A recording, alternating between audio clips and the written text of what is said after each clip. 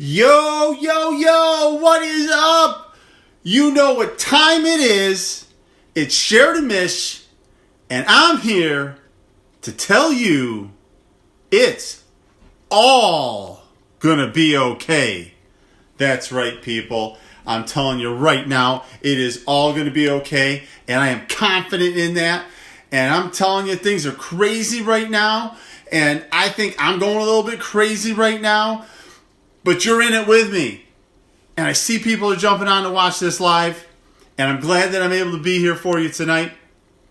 As I've talked to you for the past, well, this is the 23rd night that's right, Emerson. Dear God. Emerson, I'm making it easy for you. Listen, the memes were coming daily, and then they stopped. And I just figured, let me just make it easy for you. Like, you don't even have to, like, cut and paste or anything. This is the full meme coming right at you, brother. So, yeah, that's right. Because, listen, I'm going west, man. I'm ready to go to California. I'm going to go to Colorado. And I got to have my hair. It's getting long and just wild and crazy. You know, we're going to go surf a little bit, climb a mountain. We're going to hit the slopes. Whatever it takes, man. We're going out in the world, man. We're going public. We're going to be out where we can social distance and nobody can come within 6 feet of me. I'm going wherever it takes. And I'll bring it with me. Let's go. So, listen, this hair is nuts because the hair that's underneath it is getting longer by the day. I need a gosh darn haircut. I'm just going to wear this to the office. I mean, this is what it have to come to because my hair is getting wild and crazy, out of control. I mean, I'm wearing a mask, an N95 mask at the office. I'm wearing the goggles at the office. And I was off today, and I just can't wait to get back to the office tomorrow and help people. But I'm telling you right now that this hair, this is about what it's going to end up looking like before too long because I'm just going to go crazy when it's totally wild. I'm just going to bleach it, and who knows, just going to have some fun. That's right, Jennifer. Let's go. Let's go. Carol Baskin. Listen, Lacey, I don't even know who Carol Baskin is. People are talking about it. Something associated with the Tiger King or something. I don't even know. I don't have time to watch that stuff. I'm busy. I'm busy getting information. I'm busy delivering messages of hope. I'm busy adjusting people. I'm busy exercising to keep myself healthy. And I'm telling you what, I am busy putting out information on the internet to help people in my community, to help people across the country. And I'm telling you, we have to be in this together to take steps to improve things. So, yeah, this hair, things are getting long. It's crazy. And, yeah. So, we're just having some fun with that. Yeah. So, today, I'm home and I'm getting things done. I'm on the computer. I'm right here. We're doing stuff, sitting here. And then my daughter, Allison, who's 26, she's pulling stuff out of the fridge. She's slapping stuff down. She's got the big bottle of ranch. Now, it's a big bottle. It may as well be. The only thing I've seen larger than this are like the jugs of ranch that you get that you've seen like at a pizzeria shop or something. So it's a big bottle of ranch. And she takes a piece of Swiss cheese. A slice of Swiss cheese. She squirts the ranch on it and then folds it over and just eats it. My daughter Allison is crazy. I don't know what she is doing with ranch and Swiss. I've never seen anybody do that before, but my daughter Allison, that's what she did. Slice of Swiss cheese, ranch, boom. Yes, Allison's stories are your favorite, Shelly. I will keep you amused. Oh, gosh. So, listen, I'm reading because I'm on this computer and I want to make sure that I'm well informed so I can bring the truth to you, so I can and bring hope, because hope is going to be what helps you get through this. And you have to have that hope for yourself and for your family and everybody that you're around. So, there's some things today we were listening to, and every day, Irene and I, we listen to our governor with his message every day. We listen to the president with the message that comes from there every day. because I want to hear what they're saying, but I also want to get down and look at the actual information. So I go on to Medscape, and I go to the CDC website. I go to the New York Department of Health, and I'm getting all the facts and figures. So here's one of the things that was talked about today, and talking about the vulnerability of people to get sick. And so I don't understand why we are isolating everybody, because if you're healthy, and what they're saying is that healthy people just fight this off, why are we isolating everyone? Just can't we isolate the people that are vulnerable and then let the rest of us get the job done? Why can't we do that? And we need to obviously have precautions in place, but man, let's go and get things done, because we have able-bodied Americans that are able to get things accomplished here, and that the curve, which I said was yesterday or the day before, that it's flattening, we've peaked and it's coming down, and now who's saying that? Governors are saying that. President is saying that. People are saying it. I've been tracking the stats, and I told you that before they said it, because it's all going to be okay, and I've been telling you that. So these vulnerable populations, isolate them. Let's give them what they need, but let's get out there and let's take this country back, America. Let's get to work and make this country even better than it has been. It's not going to happen by sitting back. We need to take action, and that's something that's going to have to come from the collective community across the nation. So let's isolate the vulnerable, let the rest of us go free.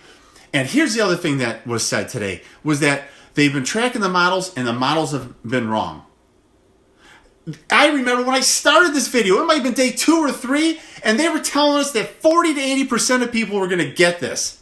And I was telling you, heck no. It was 0.0001, maybe 0.002.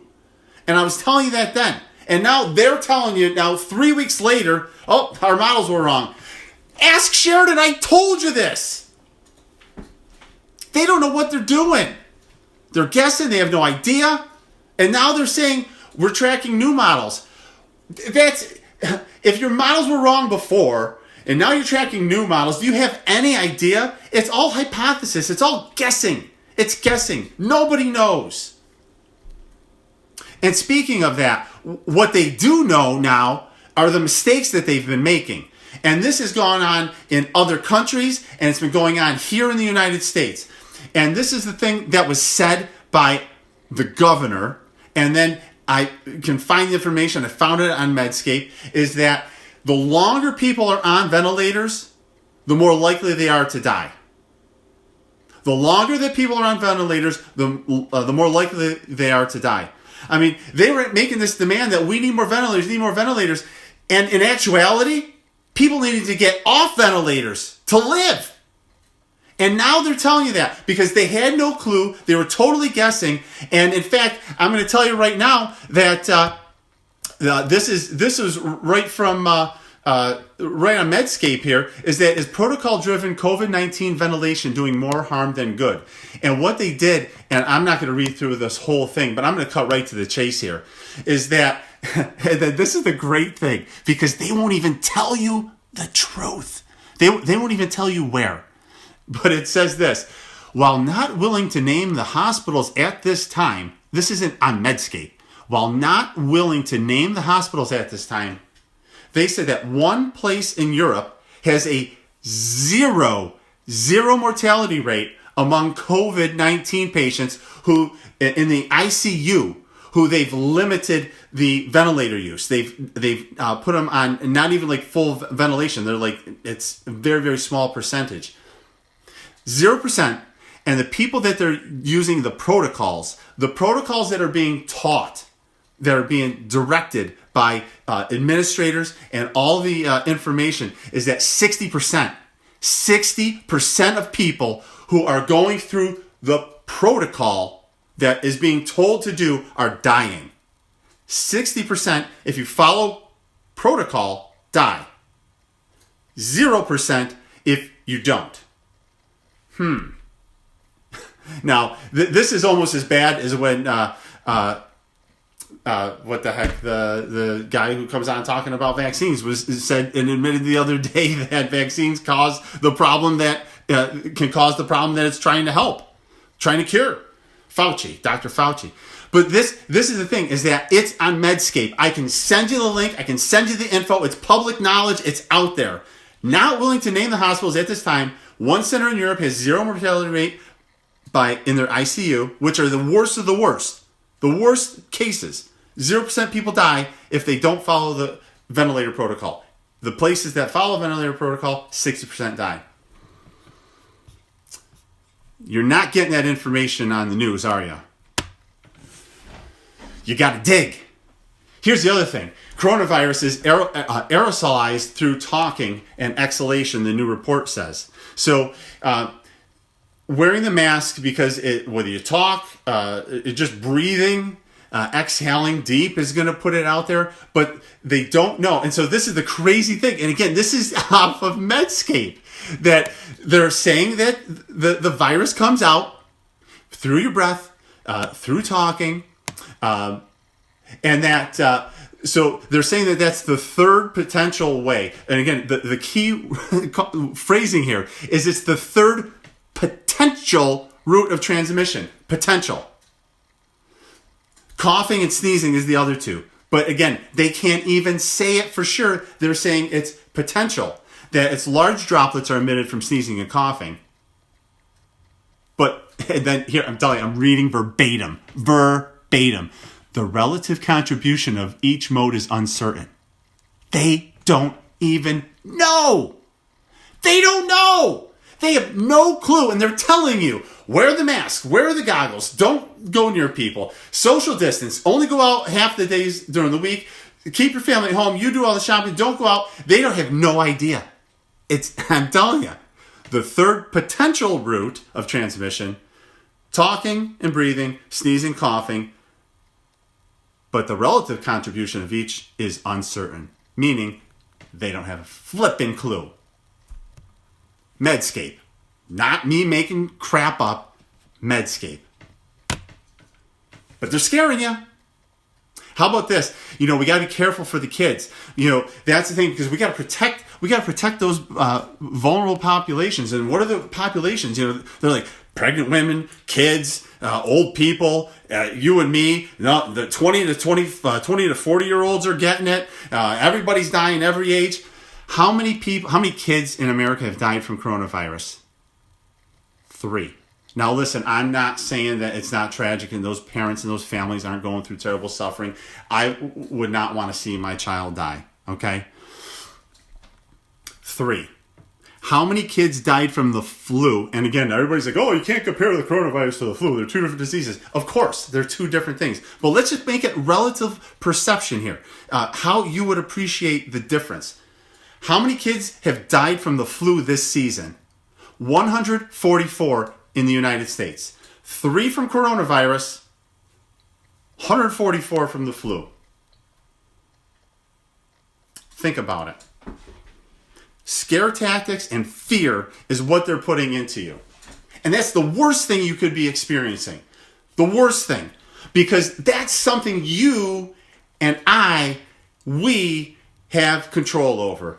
We can control our fear. Fear is something that is within oneself. It's not something else that's put upon you. I mean, listen, some people can have a parachute on their back right on in an airplane, 30,000 feet up. I don't even know how high. They're way the heck up there. Maybe that's a little bit high. But you're skydiving, right? I've never done it, but people who've done it many times, they just get there, they jump. They're looking forward to it. They're excited. But someone who's never done it before is literally ready to piss and shit their pants.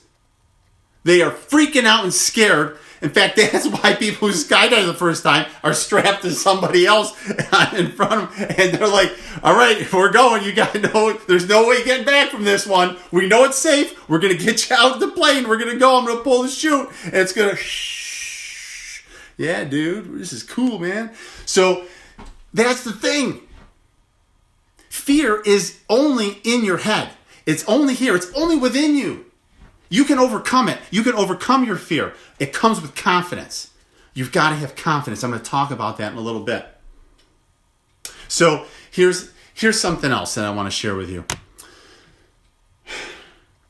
Because again, I'm coming straight to you with facts, not BS, no bullshit, all right? 100% facts that I'm bringing right here from Medscape. So many children with COVID-19 don't have what? Cough or fever. Many children with COVID-19 don't have cough or fever. So how would you know? How would you know they have it? Well, you'd have to test them, right? And I get it, right? I talked before about they were pushing, got to test everybody. But if you're fighting it off, like, why do you have to even test it? If you get it and you fight it? So I'm going to give you some facts. Here's the figures, because this is really the thing why it's really probably been all over the United States. It's everywhere. You just haven't known it. This is among pediatric patients under 18 years old in the United States of America. Here's the facts. Get this. 58%. I'm sorry, wait a second. Where is this? I'm going to get it right here for you, because this is crazy. Crazy numbers. That's right. Okay. 58%. Hey, who's laughing? Marcy, you better not be laughing. I just got off track here. I was trying to find where the hell I was. So, listen. 58% of kids with COVID had a fever. 58%. So that means, do the math, 42% of kids do not have a fever. 54% have a cough. 13% shortness of breath. So, I mean, rough math here is that the reality is half the kids walking around have it, and they have no fever. No cough. Roughly. Yeah, that's right. How would you know? They're going around because they're healthy, and they're fighting it, and their immune system is kicking it. It's amazing. It's amazing what your body can do if you just believe and let it. And here's the thing. Kids don't have this crazy fear that is being put upon them like us, adults, that are all on Facebook, that are all watching the news, that are just taking it. Us adults that were working and now we're home. The kids don't have that fear. They're healthy, they're fighting it, and they're not stressed with that.